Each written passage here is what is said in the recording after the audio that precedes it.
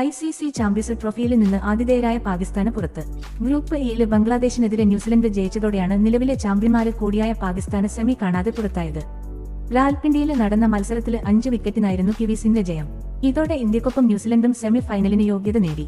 Toss നഷ്ടപ്പെട്ട് ബാറ്റിംഗിനെത്തിയ Bangladesh 237 runs വിജയലക്ഷ്യമാണ് മുന്നോട്ടുവച്ചത്. മറുപടി ബാറ്റിംഗിൽ New Zealand 46.1 ഓവറിൽ 5 വിക്കറ്റ് മാത്രം നഷ്ടത്തിലെ ലക്ഷ്യം മറികടന്നു.